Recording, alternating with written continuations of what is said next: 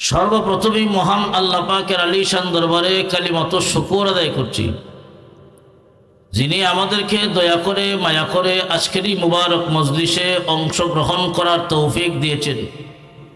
এজন্য শুকরিয়াতান বলি আলহামদুলিল্লাহ। আমরা যারাই অংশগ্রহণ করতে পেরেছি এতে খুশি না বেজার? আর একটু আওয়াজ দিয়ে এখন। আপনি আমার মতো অনেক মানুষ এখনো বিভিন্ন নিষিদ্ধ কাজে, নাফরমানিতে, গুনার কাজে লিপ্ত আছে না নাই? অনেক মানুষ আটে ঘাটে, বাজারে, দোকানে, বাসাবাড়িতে বিভিন্ন গুনার কাজে লিপ্ত। আল্লাহ পাক রব্বুল আলামিন আমাদেরকে যাবতীয় গুনার কাছ থেকে মুক্ত করে এমন একটি মজলিসে, এমন একটি সামিয়ানার নিচে অংশগ্রহণ করার তৌফিক দিয়েছেন, যেই সামিয়ানার নিচে অংশগ্রহণ করার সাথে সাথে মহান আল্লাহ জিন্দিগির সমস্ত সগীরা গুনাহ মাফ করে দেন। এই মজলিসের দাম কম না বেশি? দুনিয়ার কোনো মানুষ ইচ্ছা করলেই এই রকম সামিয়ানার নিচে বসতে পারবে না, ঠিক না বেটি? আপনি আমার মতো বহু মানুষ কয়েকদিন আগ থেকে নিয়ত করে রেখেছিল আজকের মাহফিলে থাকবে, কিন্তু কপালে নাই। এমন আসেনি? এখানে এমনও কয়েকজন আছেন আপনার নিজের কোনো ইচ্ছাও ছিল না আসার, আপনি জানেনও না, কিন্তু মহান আল্লাহ আপনাকে আসার মতো তৌফিক দিয়েছেন। এমন কিছু মানুষ আছে না নাই? তাহলে বোঝা যায় এইরকম সামিয়ানার নিচে আসা এবং বসা দুনিয়ার কারো ইচ্ছার ভিতরে নয়। আপনি ইচ্ছা করলেই আসতে পারবেন, বসতে পারবেন, তা সম্ভব নয়। একমাত্র ওই সমস্ত ব্যক্তিরাই অংশগ্রহণ করতে পারে যাদেরকে মহান আল্লাহ পছন্দ করে। তাহলে বোঝা যায় আল্লাহ পাক আপনি আমাকে পছন্দ করছেন, ঠিক না বেঠিক? আল্লাহ পাক আপনি আমাকে একটা জাতি থেকে বাছাই করে, নির্বাচন করে এমন একটা মজলিসে হাজির হওয়ার তৌফিক দিয়েছেন। শুরুতেই বলেছি, অংশগ্রহণের সাথে সাথে জিন্দেগির সগীরা গুনাহ মাফ হয়ে যায়। উলামায়ে কেরামের জবান থেকে কোরআন হাদিসের আলোচনা শোনার পরে আল্লাহর অনেক বান্দা বান্দির অন্তরে দেখবেন মাঝে মাঝে ধাক্কা মারে। এমন হয়নি? আপনি আলোচনা শুনতেছেন, হঠাৎ অন্তরে ধারুণ আঘাত লেগে যায়। তখন ওই মজলিসেই আপনি আমি মনে মনে সিদ্ধান্ত নেই, এইভাবে আমার জীবনের দ্বারা আর কতদিন চালাবো না, এখন থেকেই আমাকে পরিবর্তন হওয়া লাগবে। মনে মনে সিদ্ধান্ত নিয়ে ওই মাহফিলেই আখিরি মুনাজাতের সময় জিন্দেগির গুনার উপর তওবা করি। যেই সমস্ত বান্দাবান্দি জিন্দেগির গুনার উপর তওবা করে নেয়, মহান আল্লাহ শুধু সগীরা গুনাহ নয়, তার জিন্দেগির কবিরা গুনাহ আল্লাহ মাফ করে দেয়। এমন ভাবে মাফ করে দেন কাওয়ালাদাত উম্মুহু, যেমন সবে মাত্র মার গর্ভ থেকে দুনিয়ায় ভূমিষ্ঠ হইলা। আজকের এই মজলিস আপনি আমার জিন্দেগির সগীরা কবিরা, ছোট বড় গুনাহ মাফ হওয়ার জায়গা, ঠিক না বেটি? এমন মজলিসে আসতে পারে আমরা খুশি না বেজার? অনেক মায়েরা রাস্তাঘাটে হাঁটা চলাফেরা করতেছেন, বাড়ি ঘরে আসেন, আমি অনুরোধ করে বলবো আজকের এই রাত্র গনিমত মনে করে। আজকের এই রাত্র চলে গেলে আপনি এক বছরের ভিতরে এই মাহফিল আর হবে না। হয়তো আগামী বছর মাহফিল হবে, আপনি থাকবেন না, ঠিক না বেটি? এই মাহফিলটাকে অলসতার মধ্যে কাটাইয়া দিবেন না।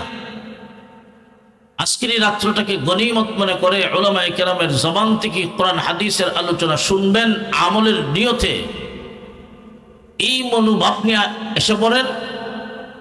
ইনশাআল্লাহ হয়তো একটা কথাও আপনার জীবন পরিবর্তনের জন্য যথেষ্ট হবে। আর এই মাহফিলটা যদি আল্লাহর কাছে কবুল হয়ে যায়, কিয়ামতের দিন আমাদের সকলের জন্য নাজাতের উসিলা হবে। আমরা যারাই আসি আখিরি মুনাজাত পর্যন্ত তাকার নিয়ত আছে তো ইনশাআল্লাহ? কারা কারা থাকবেন হাতটা উঠাইয়া দেখান। আল্লাহ তুমি কবুল করো, আল্লাহ তুমি কবুল করো, আল্লাহ তুমি কবুল করো। আজকের এই তাফসীরুল কোরআন মাহফিল কবুল করো, প্রবাসী কল্যাণ যুব পরিষদ কবুল করো, এলাকাবাসীর জন্য হেদায়েতের উসিলা বানাইয়া দাও। আত্মা আমি এলাকার মা বোনদেরকে অনুরোধ করে বলবো, মা বোনরা যদি চায় যে কারো স্বামী, কারো বাবা, কারো ভাই আজকে কেহই আখিরি মোনাজাতের আগে গড়ে জায়গা নাই, এই নিয়ত যদি মা বোন করেন, আমার মনে হয় কোনো পুরুষ বাড়ি থাকতেও পারবে না। ঠিক না বেটি? আমি আপনাদেরকে অনুরোধ করে বলবো, মাহফিলের আখিরি মোনাজাতের আগে কেউ বাসাত গেলেও আপনারা তাদেরকে বুঝাই মাহফিলে পাঠাইয়া দেন।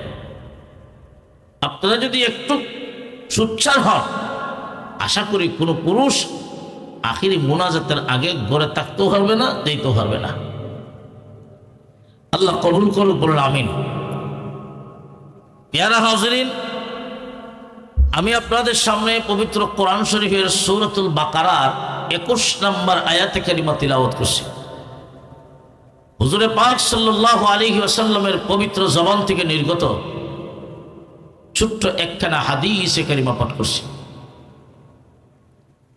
আল্লাহ আমার তিলাওয়াতকৃত আয়াতে যে বিষয়টা আলোচনা করছেন, দুনিয়ার মানুষদেরকে এই কথাটা জানাই দিতেছেন, হে দুনিয়াবাসী, আমি তোমাদের মালিক, আমি তোমাদের রব, তোমরা আমার গোলাম। এই কথাটা ভুলে যাও না। আমি আল্লাহ তোমাদেরকে বানাইলাম, তোমাদের পূর্বপুরুষ যারা আছে তাদেরকেও বানাইলাম। সুতরাং আমাকে না বলে, যেহেতু আমি তোমাদের মালিক, তোমরা আমার গোলাম, তোমাদের দায়িত্ব হলো যতদিন পৃথিবীতে থাকবা মালিককে চিনিয়া মালিকের গোলামি করা তোমাদের দায়িত্ব। আল্লাহ হলেন খালিক, আমরা হলাম মাখলুক। আল্লাহ হলেন সৃষ্টিকর্তা, আমরা হলাম সৃষ্ট জীব।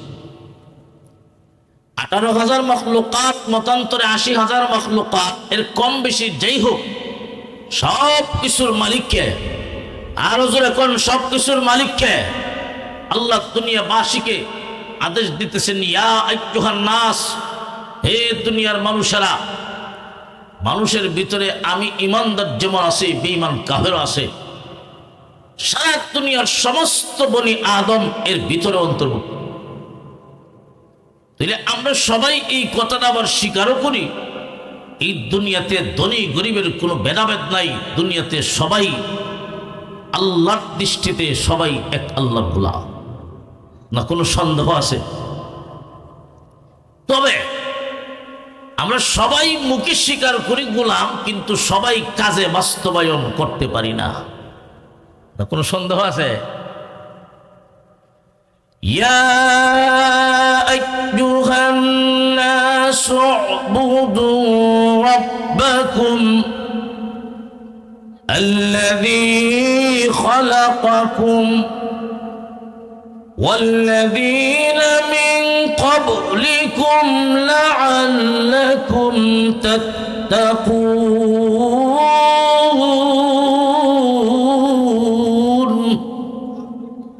আল্লাহ বলেন, হে দুনিয়াবাসী, উবুদু রাব্বাকুম, তোমরা তোমাদের রবের বন্দেগী করো।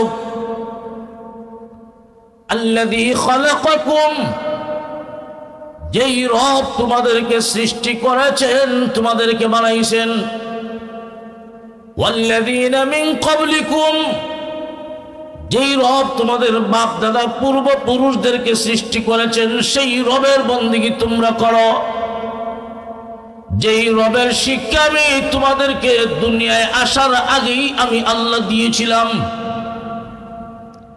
আপনি আমি দুনিয়াত আসার আগেই আপনি আমি আমাদের রব চিনিয়া এই দুনিয়াত আসলাম।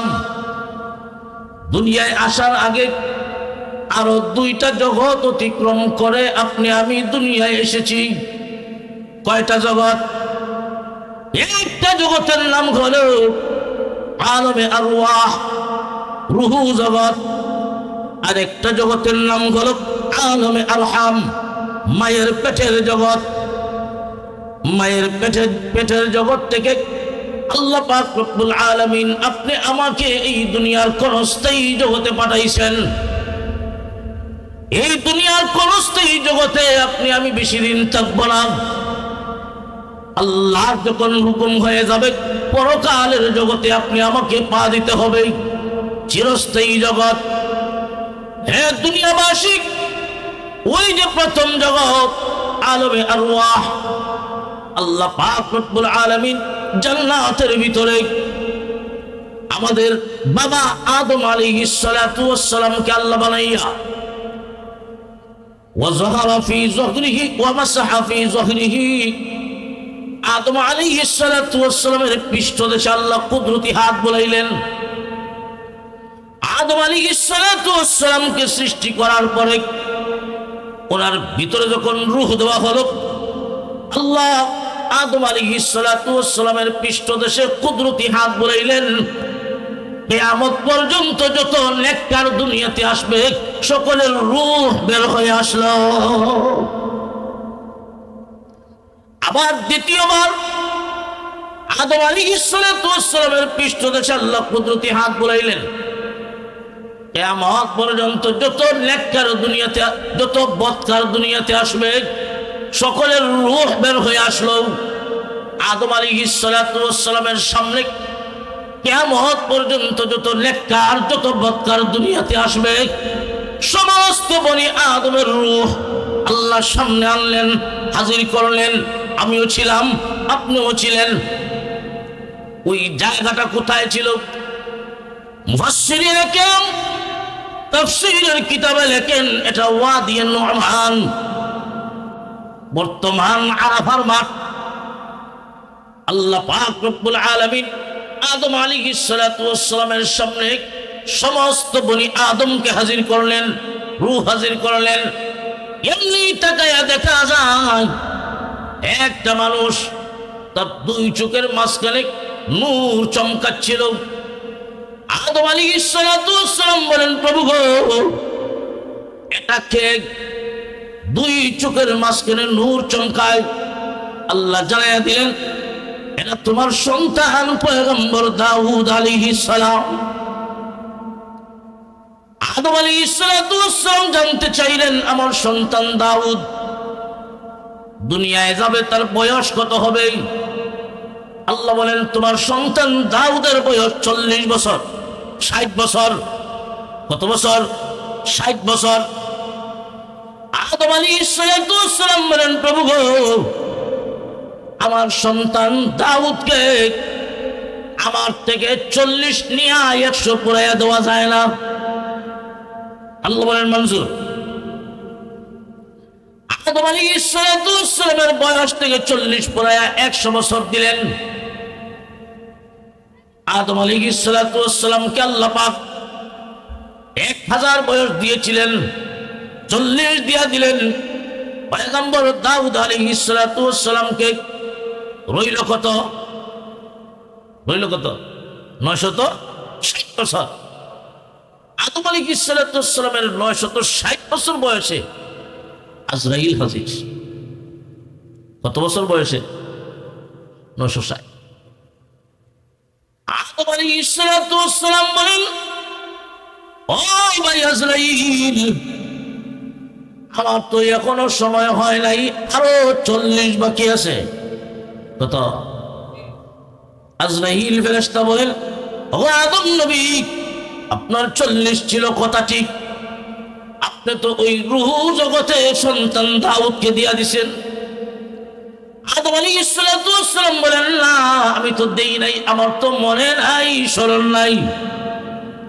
আল্লাহর নবী এই কথাটা সাহাবীদেরকে বলতেছেন, আর নবীজি মুস্কি হাসতেছেন।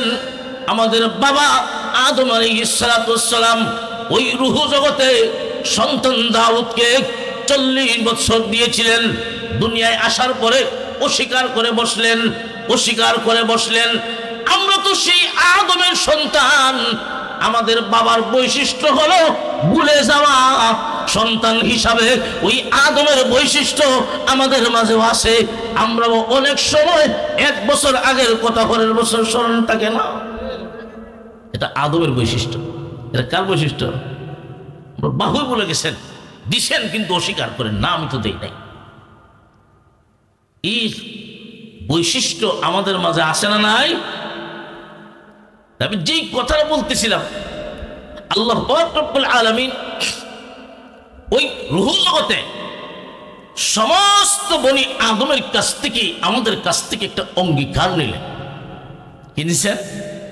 অঙ্গীকার। আল্লাহ প্রশ্ন করেছেন, আমি কি তোমাদের রব নই? আলাস্তু বিরাব্বিকুম, আমি কি তোমাদের রব নই? কেউ জবাব দেয় না। সর্বপ্রথম বিশ্ব নবী বলেন, আমি মুহাম্মদুর রাসূলুল্লাহ জবাব দিলাম। নবীর জবাবের পরে সবাই এক বাক্যে বলল, হ্যাঁ বলো, আপনি তোমাদের রব। সেখানে আমিও ছিলাম, আপনিও ছিলেন, সবাই ছিলাম। কিয়ামত পর্যন্ত যারা আসবে সবাই ছিল। মনে আছে আপনারা ওই ঘটনা?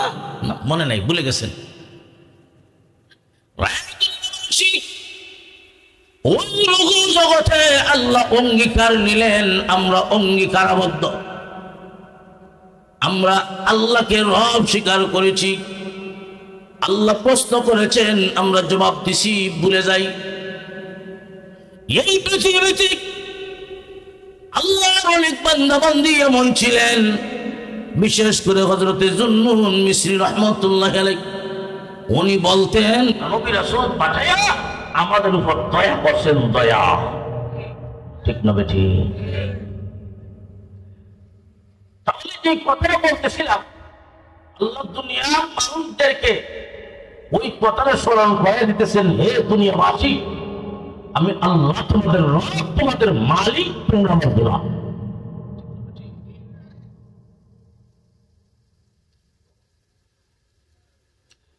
তোমরা গোলাম। গোলামের কাজ তার মালিকের গোলামি করা।